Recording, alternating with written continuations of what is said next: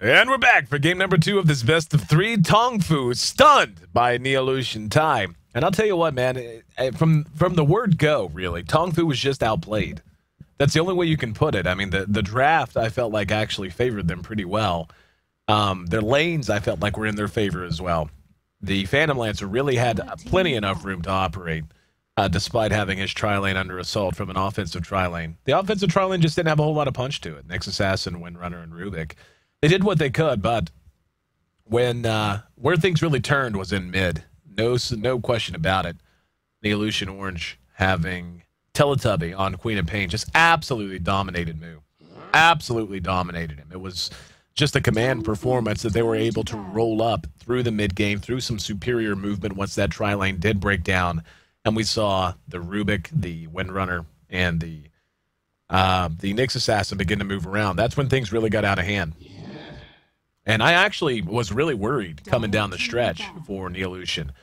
They just about let the Phantom Lancer catch up. But a questionable decision to buy a Diffusal Blade right out, which I felt like he should have had earlier. I still don't feel like that Radiance really gave them much of anything. I mean, the burn damage is there, and that makes it tough to stand and fight.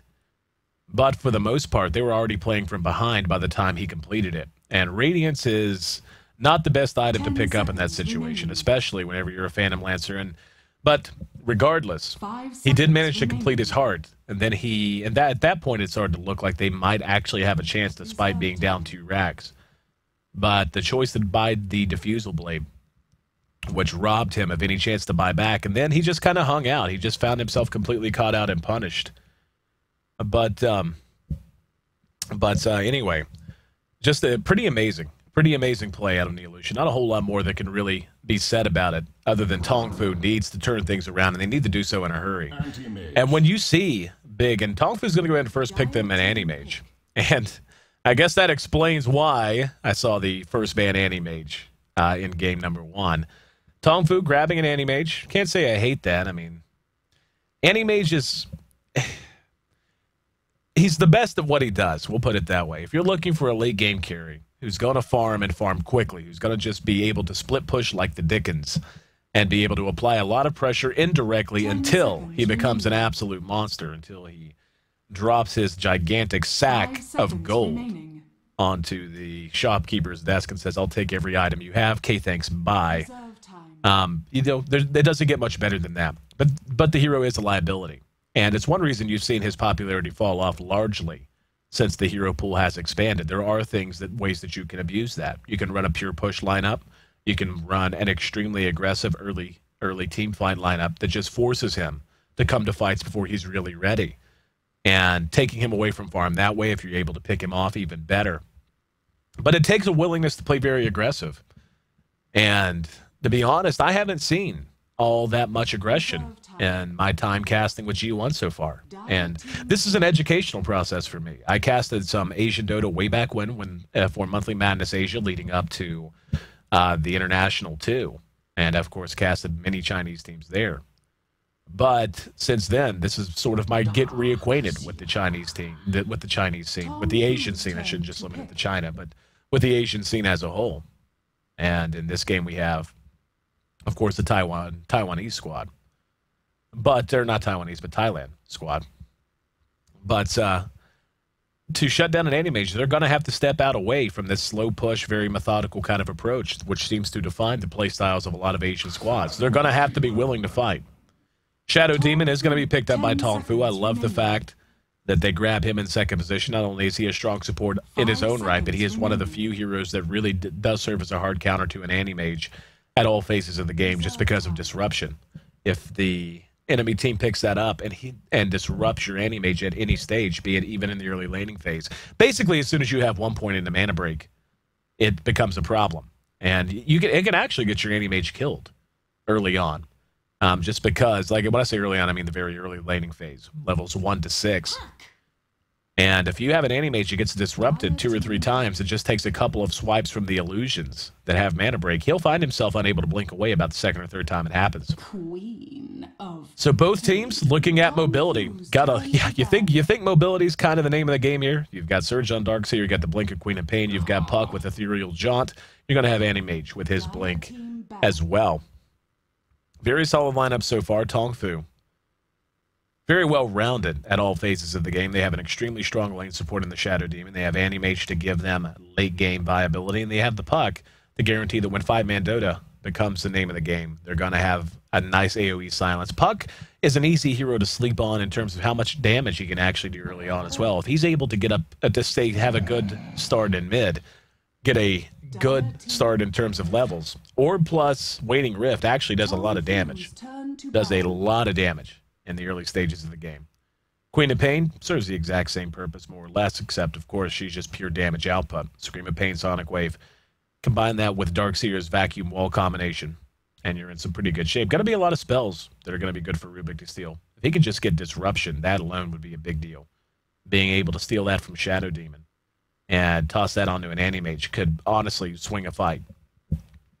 Taking a look at the bans as we move through the second phase. Neolution.Thai just not wanting to give away any high-tier supports, taking out the Keeper of the Light and the Jakiro. In the meantime, TongFu says, you know what? We've got an Animage. We're just not going to let you out-carry us. We're going to ban out 3 of the hardest carries in the game in the late phase.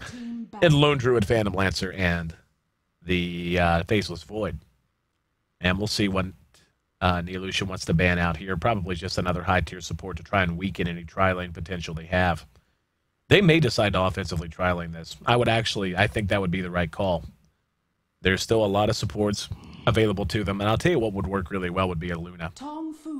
A Luna pickup from Neolution.Thai, put that with a Rubik, and whatever other hero they really wanted to combine with it. Even a Bane could work quite well. And that's kind of the thing. I mean, Animage, of course, has the innate escapability that comes with his Blink. But yeah, Lena works as well. And that's a trend we've seen over the last week or so. You see a Shadow Demon, usually the other team wants to ban out Lena and Leshrac in particular, just because of how well they synergize with Disruption and being able to follow it up with those very potent stuns and Light Strike Array as well as Split Earth. We'll see what Neolution.Thai wants to put together here. I really think a Luna pick would be fantastic. It would give them some late game carry potential, plenty of split push potential as well. And Luna is a hero that I really like in a situation like this because they have a lot of mid-game team fight already with Darkseer and Queen of Pain. You pick up the Luna, Eclipse is an ability that you can use at any stage of the game and really cause problems. And because of that, you can just build her that way. Build her to be a hero that you want to have team fighting a lot earlier rather than later. They're going to go with an Enigma, which I think continues to jive with things. Unfortunately, that does rather limit them from doing any sort of a true offensive tri-lane. And dodging the tri-lane of TongFu here, I mean, to me, that's a hard decision to make, and maybe they won't. Maybe they'll still decide to do it and do something kind of crazy like long lane. Well, no, they would have to safe lane the Enigma then, which doesn't even make sense because if you're going to do that, you may as well stick him in the jungle. But dodging the tri-lane and giving an Animage a free farming start. Admiral Kunkka. Wow. We're going to have Kunkka. Kunkka picked up. And looking forward to seeing how this is going to work out for them. I want to see how they're going to lane this as well. I would imagine it'll be a Kunkka mid with a long lane Puck. That's putting a lot of emphasis on a Kunkka. It really, really is. And Kunkka is a pretty solid hero in terms of countering the Enigma before Enigma's BKB comes out at the very least. 10 seconds remaining. Be able to use Torrent in that regard. Ghost Ship, of course, going to add some team fight potential, and Ghost Ship does have a stun associated with it too. So, I mean, Kunkka's it's a weird pick, but it's one I can understand. They're going to go with Alchemist. We knew they were going to be picking up some kind of a carry. And Alchemist, I want to see how they skill build the Alchemist. I think that's going to tell us a lot. If he puts a lot of points and puts the majority of his focus on the Goblin's Greed, he'll be looking to just try to go toe-to-toe with an Animage late, which I think is a losing fight for him. But if instead they decide to just focus on Unstable Concoction and really just go all in on mid-game team fight, which they have the potential to do. I mean, Vacuum into Black Hole is just devastating. And then you have, of course, the AoE potential that comes out of Queen of Pain and the AoE stun follow-up that would be the Unstable Concoction. That's really where I think their sweet spot's going to be. And I think that's really where they're going to want to try to fight more often than not. 10 seconds remaining. TongFu. I honestly feel like TongFu has a lot more room to breathe than Neolution does based on their draft. And that's not to say that Neolution lost the draft. They just drafted for two totally different things. And I'm really interested in seeing how Neolution reacts to this. And it looks like we're going to have a brief pause. While we have this pause, I want to thank each and every one of you for being here with us here on One More Game TV 2. If you're just tuning in for the first time, I'm Ayesee, and would love to have you back in the future, so make sure you hit follow. You can follow me on Twitch and Twitter as well. On Twitter, I'm at Ayesee, at AYESEE. And on Twitch, it's twitch.tv/ACTV. That's AYESEE TV. And we're going to have more action on the way. We got 2 more days of broadcast here on the G1 Asia Qualifiers. Asia Qualifier Phase 2, I should say. Then we'll be moving on to the big boys. Going to have some of the teams most of you are probably more familiar with coming up in the next phase. The winner of this will advance to take on Zenith, who got a win earlier today in a very exciting series. Only took 2 games, but game 1 was a doozy. An 80-minute slugfest that had some of the most exciting moments in Dota. I've had the privilege of broadcasting sometime soon. But we are going to be back underway.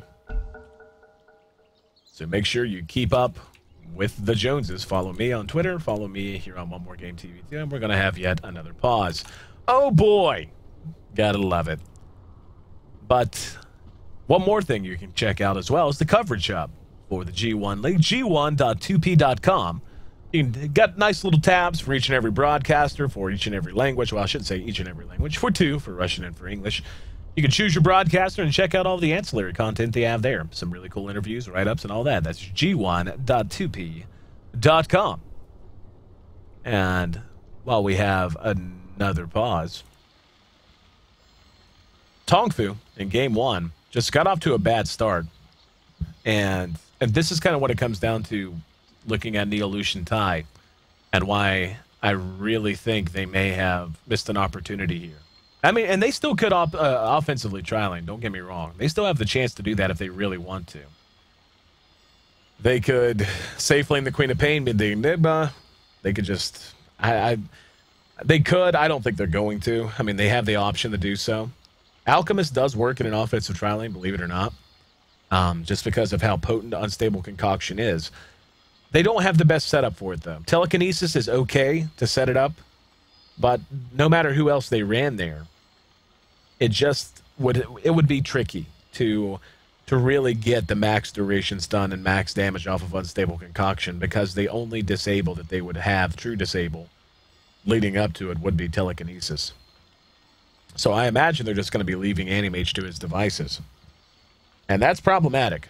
That is a situation that you should always worry about doing or allowing to take place. And the tri lane out of TongFu is going to be strong regardless. Kunkka, I would imagine, is going to wind up in mid. And one cool thing they could try to do, and it's something worth mentioning just in case it does happen, but X marks the spot can actually be pretty decent in allowing you to kill a Queen of Pain in the early phases of the game before she maxes out her blink, and when the cooldown on it is actually a bit more of a problem. If you're able to get off an X marks the spot before you start a gank attempt on that Queen of Pain, you can pretty easily guarantee that she's going to wind up right back in your clutches even after she does blink away. And looks like we're going to have a brief moment. So while we have this moment, we'll go ahead and do what I said we would. Anytime we have a long pause like this, I'm going to treat it like a baseball game. What do you do when you have a rain delay in baseball? You have a talk show. Can't have you call in, but I can have you ask questions. You're on a 2-minute delay, so who knows if I'll actually get to any. But if you got any questions, go ahead and ask them in the chat. I'll be happy to answer them while we wait. And I'll go ahead and look at the chat now, see what we got to see. But, let's see. Yes, I have expanded. Oh, never mind. We are going to be back underway. I have expanded in the early morning casts. Wouldn't say... it's more than I'm just casting G1. It just so happens that this phase is taking place very early my time, so I'm going to be here for all of these. We are going to be back underway. And we'll see how they want to wind up laning this. We'll run through our lineup, see who's going to be playing on who. We're going to have Hal playing on our Anti-Mage. Puck will be handled by the player also known as Wing. Not sure if that is Banana or Yabe, but either way. Shadow Demon will be played by our other mystery player, Boy. Kunkka, going to be handled by Mu, who had probably the worst game of his entire life in game number 1, going to be looking to bounce back from that. And Sansheng, going to be handling our Lena, who is sporting the latest in Lena fashion wear, wearing that sexy little cap. Other side of the river, going to have Noxum handling our Rubik. Enigma will be played by Upper. Darkseer, played by KYT, the Queen of Pain, will be handled for the second game in a row by Teletubby. And I'll tell you what, Teletubby has a game this game like he did in game 1. It's going to be pretty tough for TongFu to overcome it no matter how good their drafter lanes are. Teletubby just played a fantastic game of Dota in game number 1.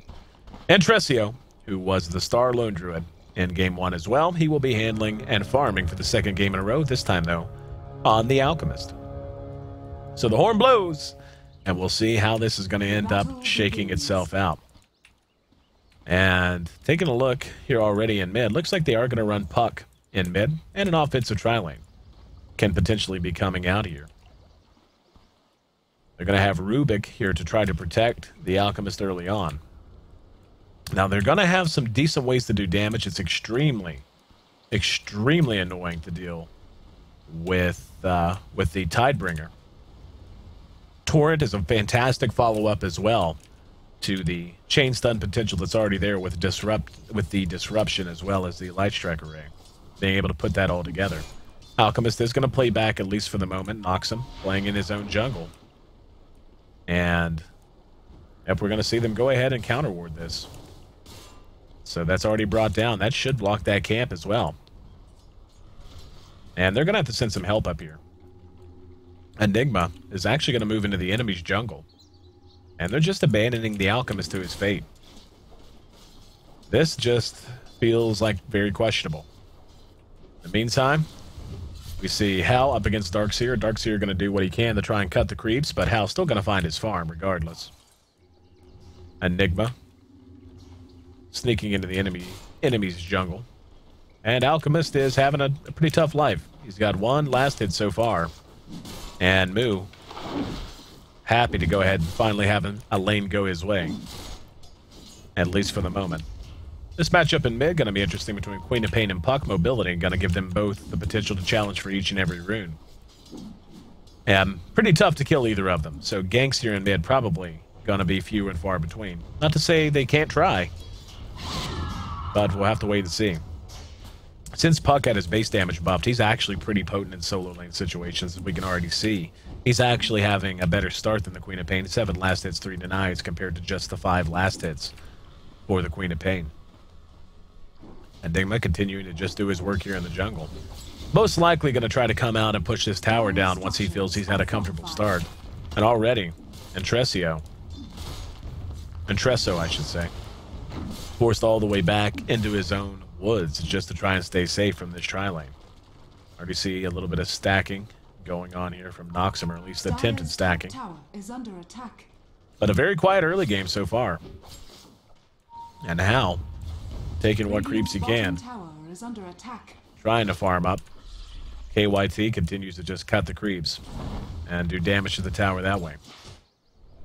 Now, so far as item builds go, hang on, Entresso might be our first blood. And nope, he is going to survive, but just barely. I'm really just surprised that they're allowing this to continue the way it is. I mean, the Anti-Mage is continuing to freely farm. I mean, he's sitting at 16 last hits. Not quite as good as KYT, but he's a Darkseer. That's what's going to happen. If you're going to give the Anti-Mage free farm, why would you do it to the detriment of your own carry and put him in this situation? He's got some decent experience sitting at level 3 now, but still not anywhere near where he wants to be. Every bit of 4 last hits, a horrendous start. An Alchemist is a hero who has to have his items. I mean, that's the way the hero is built. He has a great skill set if he has items clogging his inventory. When he has a bad start, he tends to be a non-factor for a long, long time. Never. The Enigma up to level 3 himself. Most likely banking up for that soul ring. And still very, very quiet. Not a whole lot to report. The Enigma is going to make it so they can take this bottom tower just about any time they want. but we may have a reaction if and when that does happen. Tier 1 boots are going to be complete on Intresso. At least he's got something in his inventory, right? Moo, in the meantime, is actually farming. He's farming okay, but nowhere near where he should be.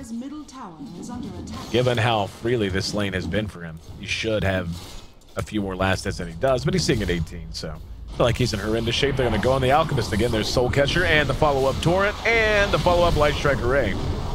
And Tresso drops and give that to Moo. The absolute opposite of Game 1. Game 1, he was First Blood. Game 2, he receives First Blood. Off to a good start. Going to have his treads done or phase boots, depending on which he wants to build here now.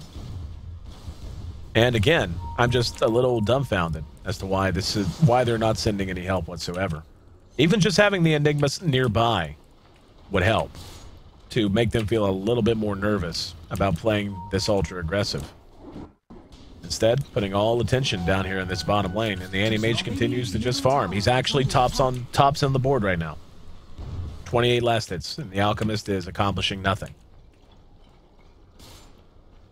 And Queen of Pain actually looks like we have a double KO here in mid. So Teletubby goes 1 for 1 with the Queen of Pain, or with the Puck, I should say. And Anti-Mage got to be careful. He may get picked off here. Yep, there it is. There's the follow-up Malefice. Oh, Fade Bolt. Enough to seal the deal from long range. Make it 2-2. And bringing an Anti-Mage down at that point, extremely important. Just can't say enough about how good of a kill that is for them to get. They're going to go and dive in Tresso one more time. Finally, a TP reaction is going to come. Soul Catcher's there. There's the Torrent to follow it up. Sonic Wave's going to catch all three, though, and here she comes back in to try and clean this up. They're going to get 1, 2, and 3. Ultra aggressive, and Teletubby in the right place at the right time. Comes to bail his buddy out, gets there just in time, and adds 3 kills to his total. Keeping that momentum rolling from game number 1. Off to a great start after the death in mid. Went 1 for 1 with Puck. And that's what you don't want to have happen. And I think that demonstrates the point. If that Alchemist is getting any help at all, that tri-lane would not be nearly as effective as it seems to be. Puck with the DD, gonna have a bit of an easier life, last hitting and denying for at least a little while. Hal back up after his death. Has his Ring of Health complete. Looks like he's going to be moving his way towards the Battle Fury. No big surprise there. And Wing eating a bit of damage in the meantime. Level 8 for Queen of Pain, just level 6 for Puck, so he's going to be very careful. And Alchemist making his way back out after heading back home to heal up. Hal has maxed out his blink. He hasn't put any points into his stats at all so far. In the meantime, looks like TongFu might want to go ahead and take a tower at top, or at least threaten to do so. Acid Spray going to make that rather difficult. They are going to go ahead and dive it back. Torrent was wound up, but they end up canceling it out. And now Hal, the object of affection once again, as Upper and Noxum are keeping an eye on him. And Tresso going to drag some creeps on back. Drags them on into the woods. Eats up a little bit of experience. In the meantime, at bottom, Hal is going to be coming under some threat here, using his Quelling Blade to eat his way through. And pulling back. Noxum's right there. And there's the Malefice. There's the Telekinesis and the Black Hole. They're going to get him one more time. TP reaction. Day late and $1 short. That's going to be Wing showing up. Actually, he gets the coil off. Manages to catch 2 with it. Noxum's there. KYT going to be the target. Orb does damage, and a couple of auto attacks should clean him up, and it will. Now can they get the return kill? Wing eats the Malefice. Malefice is just level 2 Telekinesis. Enough to make sure the exchange goes their way. Up atop, Intresso in trouble once again. Queen of Pain lands another Sonic Wave. Manages to catch 2 that time. San Sheng going to be traded away in exchange for the Alchemist. So all told, they go 2 for 3. And the exchangements spanning... Exchangements? In the exchanges spanning the map. 6 to 8. Take a look at the early gold. It is once again in favor of Neolution.Thai. The experience, the exact same thing. If you're just tuning in, you're watching what could potentially be an elimination game for TongFu. Playing against Neolution.Thai, and the first real upset of the Asia qualifier could very well be staring us right in the face. Neolution having another fantastic start. And Entresso just having an awful game. Neolution, what amazes me is Neolution's actually doing okay despite their carry having 11 last hits at 9 minutes. He's averaging a little over 1 last hit, 1 CS every minute of gameplay. Kunkka sitting at 40 is in pretty good shape. He's right behind the Animage. Animage has died twice, so could be a little bit better. But for the most part, at the very least, Entresso is keeping this tower up fairly well. He's been using acid spray. Queen of Pain has been reacting anytime they get a little too aggressive and try to chase him under his own tower. Instead, they've been putting a lot of attention down here, and this has more or less become an offensive tri-lane. As Enigma started out in the enemy jungle, now we're beginning to see Rubik spend a lot more time on that side of the map. And they've killed the Animage twice, so I would say it's gone pretty well. The only question is the price too high? And trading away any potential for Entresso to have had a good game. He hasn't put a single point into Goblin's Greed, which really is the right call. It's not as if he would have any chance to get anything out of it. With this being the status quo. So instead, just trying to max his own potential to contribute to fights. Wing with the shortest ethereal jaunt in history, able to get away from Teletubby before much more follow-up damage is given. Now they're going to engage on the Alchemist again. Following it up with the Light Strike Array, and yeah. That's called overkill. That is called overkill. There goes the Courier as well, but that's a very dead Alchemist. Whenever you see that much fireworks taking place, and then you see the boat just as icing on the cake, super dead. Super dead, the only real way to put it. Animage going to be engaged in bottom. KYT eating at him with his Ion Shell. They did manage to bring down the tier 1 bottom, so got that going for him. Hao continuing to farm his way up. He's at 11 minutes and quite a ways away from his Battle Fury, to be honest. That'll happen when you die twice. Now we're going to see TongFu go ahead and smoke up. Try to find a kill somewhere, and Tresso would just be happy to have a lane to himself for a little while. And here we go, another Malefice on Hal. Here comes Rubik. TP reactions are immediate, though. Blink away from the Animage. He will make it away safely. Moo's there, and we're going to see Noxum blink away. Noxum has had a fantastic game so far, having stolen Animage's blink. Now he's going to be wrangled in. There's the silence following the coil. And Teletubby's right there. He's just going to go ahead and blink away. So good reaction out of TongFu that time. That's what they're going to have to be ready to do every time they begin to put pressure on this Animage. 8-8 at 12 minutes in, 16 kills on the board.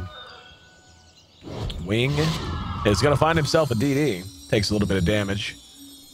But we can already see how aggressive Neolution.Thai wants to play this just by looking at the ward placements. They're going to go on Hal again. He's got the blink ready when he wants it, and he will go ahead and spend it. Nice pack of Eidolons. Gonna just fade. And I was gonna say they may push here, but doesn't look to be the case. Down at bottom. Hal continuing to just try to find his farm. Claymore in his inventory, so Battle Fury, just a half of a perseverance, and 1,200 gold away. Up at top, Kunkka continues to farm. Kunkka's put together his phase boots and his drums, so playing a very stable build. Alchemist would just love to have tier 2 boots at this point. Sitting at just 31 last hits. Sitting at exactly half of the carry of TongFu in the Animage. And they're going to smoke up. Tried to catch Neolution.Thai with their hands in the cookie jar. KYT might be the target. Puck has completed a blink dagger in the meantime. Now here we go. Telekinesis, and the TP reaction is going to come. And there's the Light Strike Array, going to be way off the mark. Here comes Enigma. Enigma has the black hole, and he spins it, but no, taken right out of it immediately and cleaned up completely. You set sail. Noxum does manage to retreat, at least momentarily. Teletubby's still hanging around. He's got his full skill set ready if he wants to spend it on anything or anyone. But he's on the wrong side of this tower. We'll be able to blink away.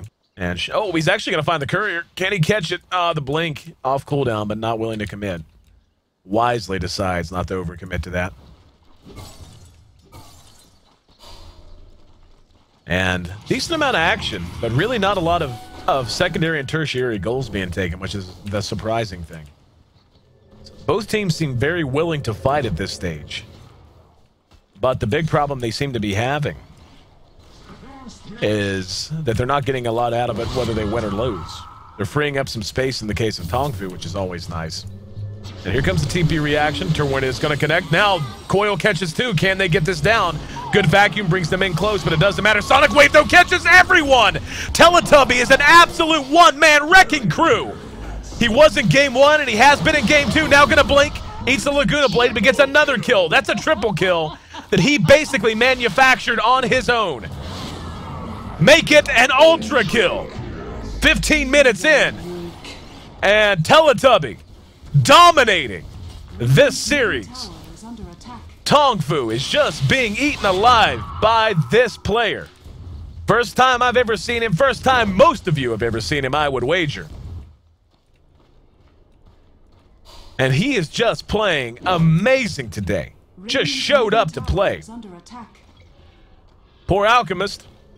Still trying hard. Looks like he's going to be going for a Shadow Blade. Would seem to be the right call to make. TongFu seemed like they were beginning to take a major lead, but no. Look at that. The gold and the experience both had just gone into their favor, just over the 0 line. And now down just about 3,000, over 3,000, close to 4,000 back in favor of Neolution.Thai. The experience at about 3,000 as well. We'll see how much they're going to get out of Mu here. Going with the Kunkka, he is going to get a Shadow Blade of his own, so he's going to have plenty of damage in the mid-game. But the thing about Kunkka is outside of the stun that is associated with his ghost ship, just doesn't bring a whole lot other than Torrent. I mean, Torrent is like a light trickery in that it's only so reliable once teams begin to run in bigger groups. And speaking of, the Illusion, smelling their opportunity, going to start to pressure Hal back. Trying to bait out a reaction here, I would imagine. Noxum setting up shop just to the south of KYT. And no reaction as of yet. Neolution has not revealed themselves, and they may just go for this. And there we go. There's the telekinesis that's going to catch out. Fade Bolt. Now the TP reaction. Can they finish him off? Wall's going to be there. They suck him in, but here comes the big reaction. TongFu drops the coil. KYT in some trouble. And Enigma had ran quite far away. Now the ghost ship's going to come in. Going to come up a bit short, though. And I'm really surprised that they were unable to get a return kill. Now Teletubby's here. Mu in trouble. Will be telekinesis back. And there's the black hole. They're going to spin it just to get the Kunkka. Disruption buys him some time, but Wing's in trouble as well. Mu will make it away. And the Laguna Blade will be spent. They do get the puck in the meantime. 14-11. And Teletubby hung on to a Sonic Wave there. Actually was surprised that he did. They are most likely going to push off of this. They can honestly push and then fall back to Roche or do one or the other. This tower's still fairly high in health, but should be able to melt it down with the help of the Eidolons. Queen of Pain, in the meantime, has made her way to mid. And off of that win, I was really again surprised to see that they didn't just fall back and immediately Roshan after that fight broke, especially with the Eidolons to help them. And Tresso has added a Battle Fury. He actually went Battle Fury. And fairly surprising, really. Don't mind it, don't hate it, but playing a farming game with an Anti-Mage, playing that you want to go super late and just try to outfarm an Anti-Mage is usually not going to be a path that you can take successfully. Shadow Blade, I thought, was going to be a much more likely item to come out, just to allow him to make up his deficit a bit. Shadow Blade's one of those items that if you didn't have the best start or you want to have... Oh, hang on. Sansheng will be able to survive due to wand charges. Another TP reaction. They're going to catch Noxum with X marks the spot. There's the ghost ship as well. Overkill once again. Super dead. Name of the game. And Teletubby trying to be cute and come in the back under cover of an Invis rune. Now Sentry's going to go down and he's going to be coiled. Going to snap it, blinking into the trees. Will be cleaned up. That's going to be a big chunk of gold heading the way of Anti-Mage. In the meantime, Intresso using his sexy new item, to try to flash farm his way down top. Anti-Mage will have no problem meeting him there. And Anti-Mage still hasn't finished his Battle Fury, by the way. Still has not put that item into his inventory. He's had it's been a rough game for him, and actually the Alchemist has made up a lot of ground. It's worth saying. Just because of how well the rest of his team has played. And keeping that bottom lane active. And now, with maxed out Goblin's Greed, he basically, from level 6 or 7 onwards, just started putting every point into that. We're going to see that mass farm potential of Alchemist show itself. Battle Fury finally complete on Hal. And in the meantime, Upper putting good pressure on the bottom. And this is really where I feel like Neolution.Thai is doing such a fantastic job, and how they got such a convincing win in Game 1 and how they're doing so well here in Game 2. They're just spreading TongFu thin. Everywhere you look, they've got something being accomplished that is worth accomplishing, be it the Alchemist just having time to farm, be it just slowly whittling down this bottom tier 2, or attempting to just kill off the Kunkka or the Anti-Mage. And Anti-Mage at 105 last hits in 20 minutes. I mean, it's fine. It's not great farm. But given the situation he was in, it should have been much better. But again, just the attention and the execution of Neolution has really set him back in a big verifiable way. At top, Alchemist is actually going to spot out Hal. And these two are going to be happy to flash farm in each other's faces for a while, but for now, it's getting to the point where TongFu is going to have to think about killing this Alchemist off. Goblin's Greed is going to give him an advantage, given how late that Battle Fury did come. Taking a look at KYT, he's got his mech, as well as his Hood of Defiance on his way to pipe, and they're going to look to press this tower again, and this is what you want to do. Force this Anti-Mage to show up and fight. Or if he's not willing, punish his team for fighting 4-on-5. Alchemist continues to farm, so we'll be 4-on-4. Black Hole, big X Factor. They're going to be able to isolate KYT. He's going to be caught by everything. Here we go. BKB done, and the Black Hole caught 3. Can they follow it up? There's a Sonic Wave from through the trees. Scream of Pain helps to clean things up. That's 2 for 1, the current trade. Noxum's already behind. He's telekinesis our Shadow Demon. They get the tower. They come out ahead and kills. And Neolution, I love this team.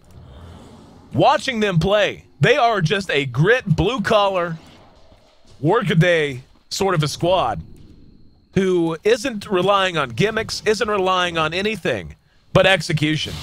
I really was worried for them based on the way they chose to lane things, and based on the fact that they more or less sacrificed Alchemist. And they honestly left Anti-Mage alone way too long as well. But whatever they lost in that situation, they have more than made up. And Tresso now has a Shadow Blade, so he did decide to go ahead and pick that up too. He's at 140, Anti-Mage at 110. Go ahead and switch to net worth, and yeah, I think net worth tells the story. Anti-Mage almost doubled up by the Alchemist at this point. And this is all owed. All of it. Oh, wow, they're going to get Moo. Moo's going to be locked down. Can they? Nope. Shadow Blade makes it so they can't grab him. Or can't finish him off. But this is all owed to Noxum, to Upper, and to, in particular, Teletubby, who, again, is having a phenomenal game. 9, 3, and 4 on our Queen of Pain. The amount of pressure that they've been able to apply, the fact that they've been able to force Anti-Mage out of his comfort zone so often, has really been the turning point of this game. And Nigma with his BKB done, he's actually going to have Blink very soon. He's going to go ahead and stack this camp for the moment, but once he kills it off, he will have his Blink Dagger. But yeah, Noxum, Upper, can't forget KYT. They have played just great. Just great. Killing an Anti-Mage is no small feat. It is tough to kill an Anti-Mage once he has maxed out Blink. And how max Blink out above everything else. And they have managed to kill him off a number of times. Anti-Mage has... It's very rare that you see an Anti-Mage who's died 4 times in 20 minutes. It just doesn't happen. Not at this level. But Neolution has managed to make it work. And Intresso, who had such a horrible start, has not just closed the gap. He is beginning to spiral out of control. He's got 3,300 gold. He's going to have enough to buy a BKB and 600 gold if he wants to.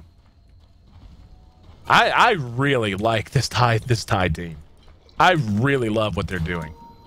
And again, I used a bunch of buzz phrases, bunch of catchphrases. Workday, blue collar, you name it. But again, they're not just taking big team fights. They are just slowly eking out an advantage. This is going to help get TongFu back in shape, though. And no, it was stolen. Rubik tossed out the ghost ship, stole it. Not a lot of follow-up, though. And here comes the Alchemist. He's going to find a target. That's going to be Moo. Shadowblade buys him a little bit of time. And Noxum actually got the orb as well. And now maybe getting into 5-man Dota territory on both sides. Reaver was the pickup on Intresso. Gonna go ahead and take this stacked Ancient Camp.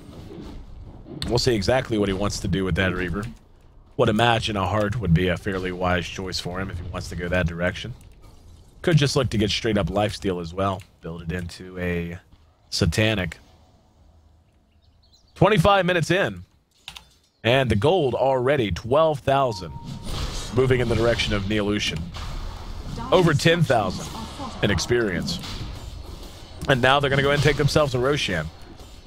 I love this Neolution team. I swear I do. They are playing so smart. Their execution is there. They are... I'll tell you what I love that they're doing that TongFu just flatly isn't. And I kind of hinted at it earlier. For a while, I felt like both teams were getting kills with no real goal in mind. Since that time, Neolution has slowly been accomplishing goals all over the map. Every piece of movement we've seen has had a purpose. There's X marks the spot. Torrent's there. Ghost Ship is there. And they're going to be able to kill off the Queen of Pain. TongFu's getting some good kills here and there. Up there's the vacuum. Now Wing's going to be caught out. Telekinesis back. Can they pick him off? Nope. Torrent's going to catch KYT, actually. Queen of Pain's down for another 45 seconds. Wing makes it away. And here comes KYT, and Tresso going to go ahead and blow up Sansheng. Chop down. Pipe now active. Here comes the Enigma. Uses Malefice on the Shadow Demon. They're going to get another kill. So they end up going 2 for 1 all told. The Aegis in the Alchemist's inventory. And he has just played a phenomenal game of Dota. I'm just so impressed with Neolution Orange. And I'll be honest, I'm beginning to think this is... TongFu's running out of time, for lack of a way to put it. I don't want to be fatalistic about it. But what are they going to do? Map control's gone. The Aegis is now on a hero who is over-farmed with a Heart, a Shadowblade, and a Battle Fury. A hero that you had down to 9 CS in 11 minutes.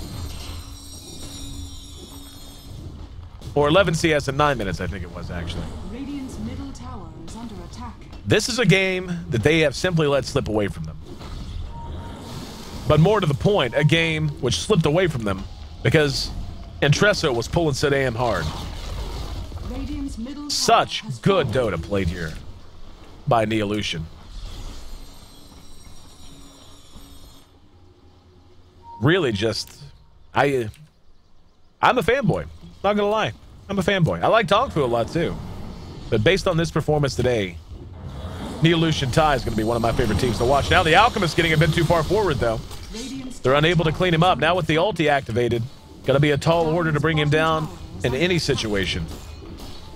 Over on bottom, Hal is trying to split push. Look at the trade of tier 2 for a tier 1. Not usually the best trade you can make. Backdoor protection is going to keep the tower standing for a little bit. There's a disruption now. Hal manages to get himself a tower kill on the tier 2, tier 1 bottom in the meantime. And Alchemist throws out the unstable concoction. And just look at how hard he's hitting right now. Blows up the Shadow Demon, no problem. Animage going to go ahead and push to the tier 2 on bottom. And we're going to have the TP reaction to force him off that. He's just going to blink away straight away. Neolution takes their own tier 2 in the meantime. 16 to 19. And that gold is in excess of 15,000 in their favor. More than 500 gold per minute advantage they have secured for every moment they have played this game. Truly, truly remarkable. And that's against an Animage.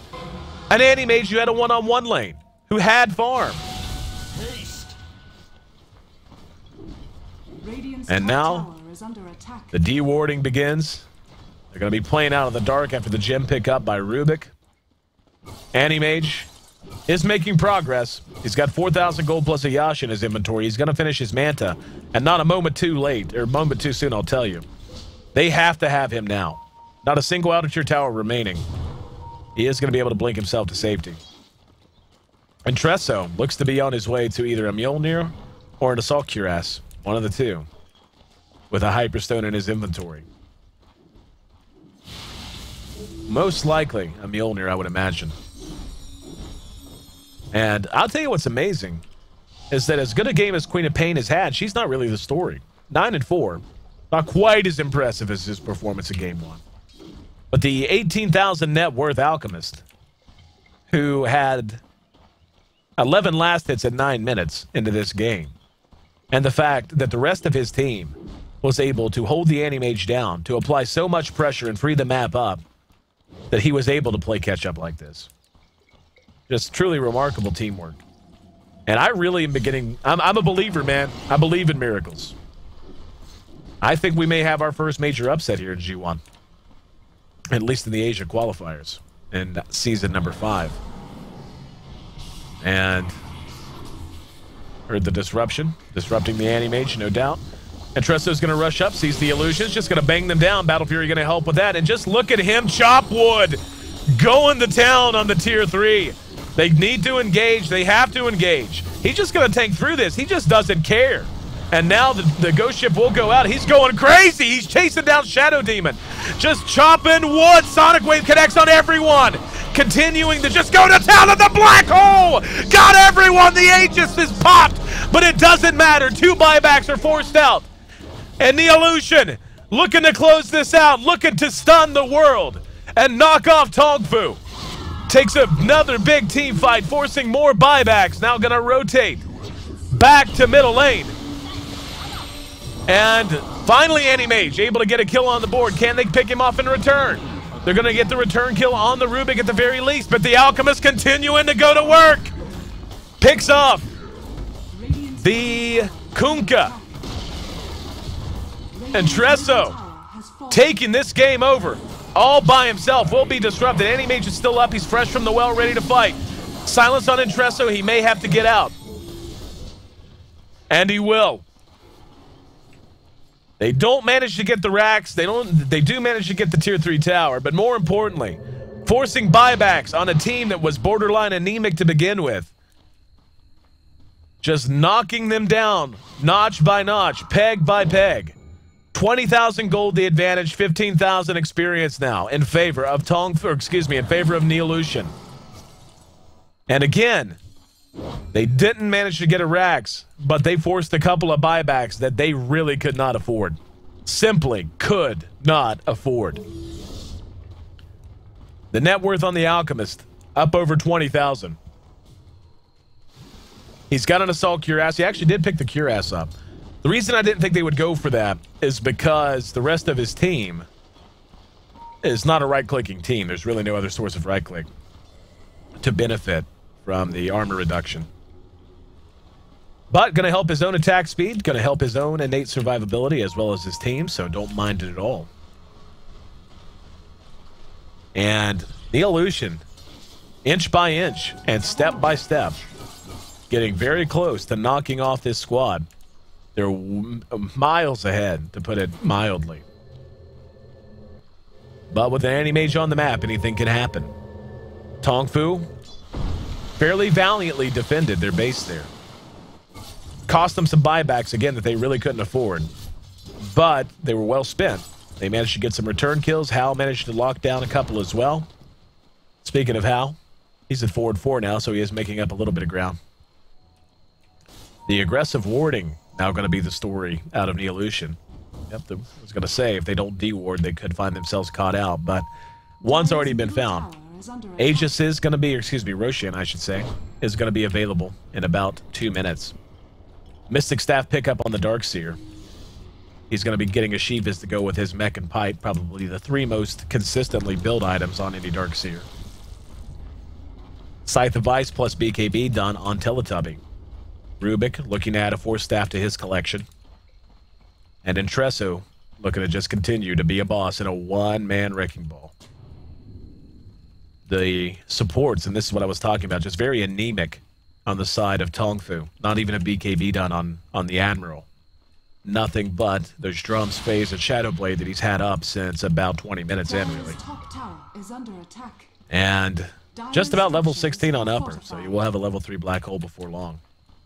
He's actually going to be building himself a Lincoln Sphere. He's already got the Perseverance.